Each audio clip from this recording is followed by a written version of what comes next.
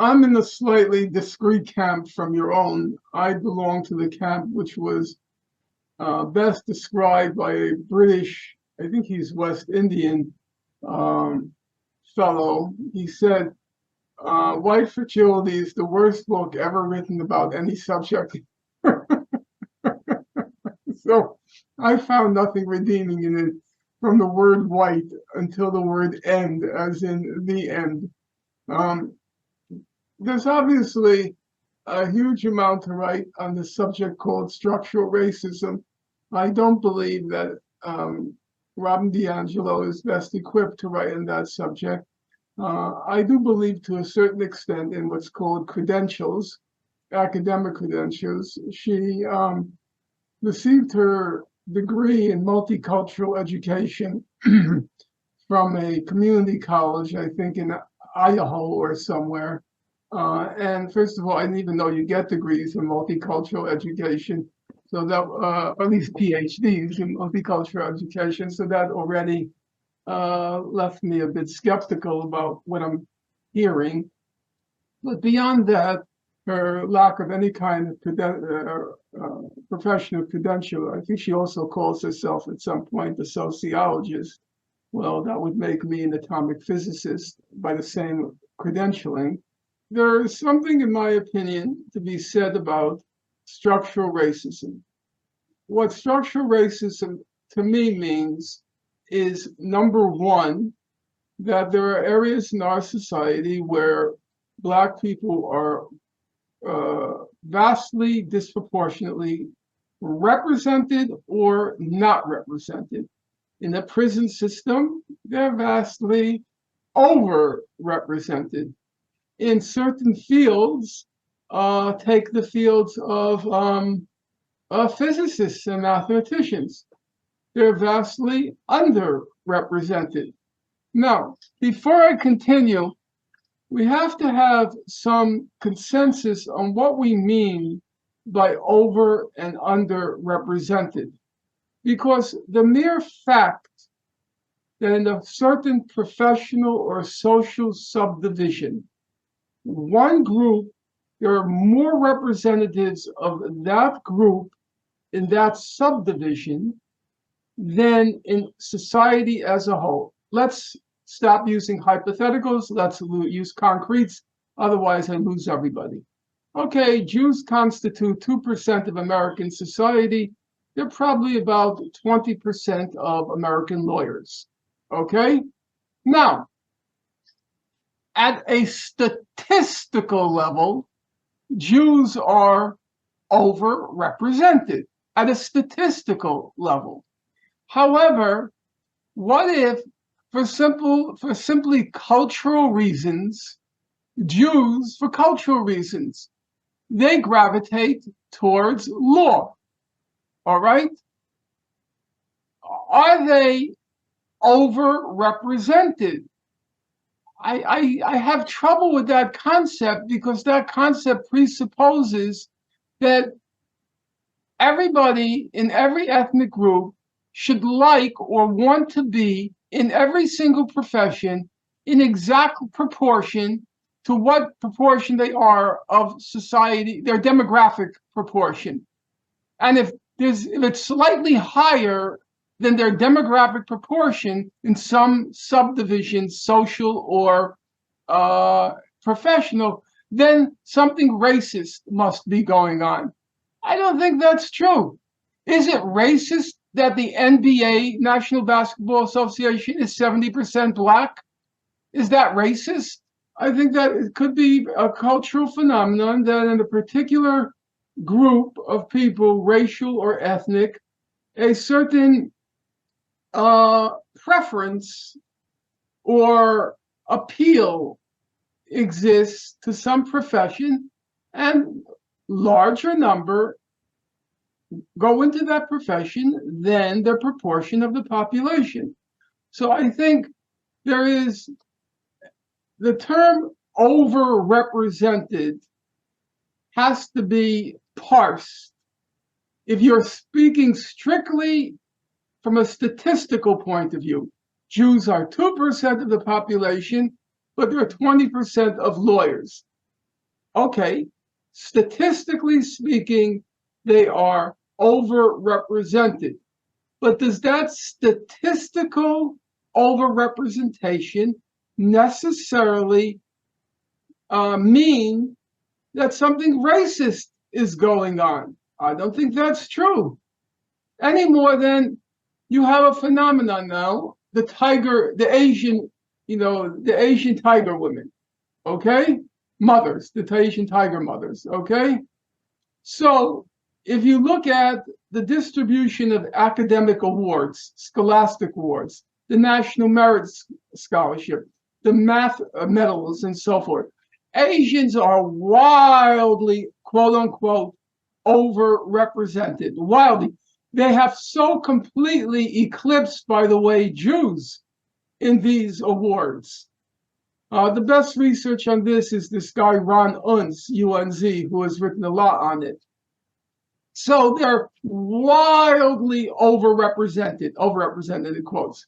That's true. From a statistical point of view, in all the competitive scholarly awards, National Merit Scholarship, there are separate math competitions and so forth, Asians are wildly overrepresented.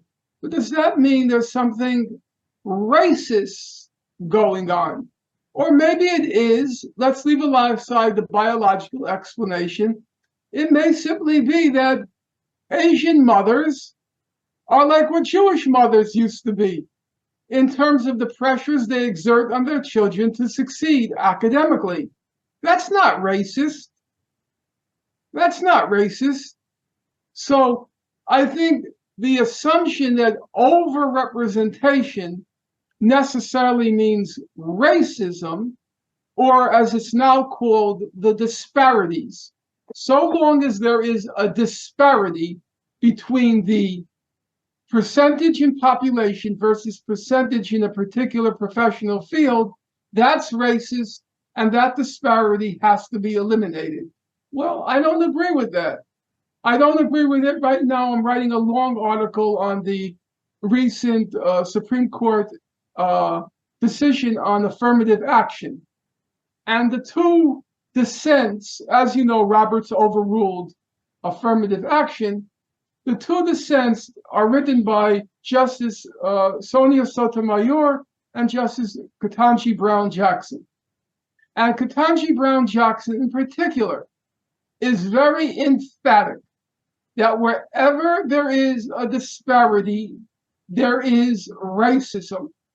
And affirmative action can't end until the disparities end. I don't agree with that. I like Ketanji Brown Jackson, but I think she's caught up in all of this woke ideology about disparities. I don't agree with it. I don't agree that every disparity between proportion of population and proportion in a particular professional field traces back to racism. It leaves out culture, and it leaves out, sorry to say, and I'm going to say it, it leaves out personal initiative and personal responsibility. I read enough of W.E.B. Du Bois, the greatest of the African-American scholars in the 20th century, and nobody has obviously superseded him in the 21st century thus far. And W.E.B. Du Bois, he was always pointing to racism and the economic lack of opportunity for Black people as the primary source of their plight, the primary factors in their plight. However, having said that, he was never shy about talking about defects in the African-American community, within the culture, that was holding them back. And he was very persistent on that point. There are issues of the African-American family. This is him. It's not me. I have not studied it. It's him.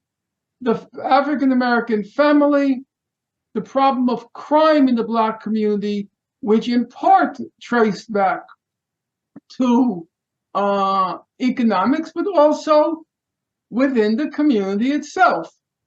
So I don't accept the idea that every disparity reveals racism. A disparity can be cultural in its root, and I don't agree that every disparity has nothing to do with a cultural or personal work ethic, study ethic.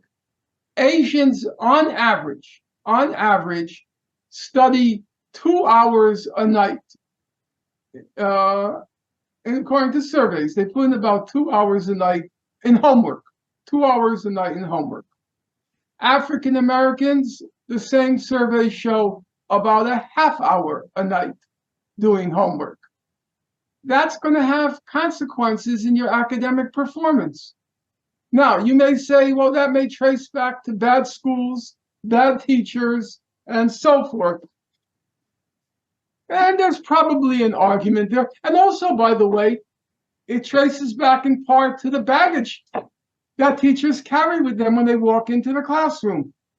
Is a math and science teacher going to have a higher expectation of an Asian student than a Black student? Absolutely yes. Will that have a consequence in terms of the student's performance? Absolutely yes. So I'm not going to discount any of that. I know it exists. On the other hand, I am not going to turn every Black person into a hapless victim of our society and that they are unable to do anything for themselves. Any lag in their scholastic or professional lives traces back only singularly, exclusively to racism? No, I don't accept that. And I was very disappointed in Ketanji Brown Jackson that she did articulate such a narrow, woke view of the universe, this what's now called this disparities discourse. Ibram X. Kendi, he's a moron. Ketanji Brown Jackson's a very extremely smart woman. Ibram X. Kendi is a moron, but he too, everything is with the disparities. We have to end the disparities, and all the disparities trace back to racism. I don't accept that.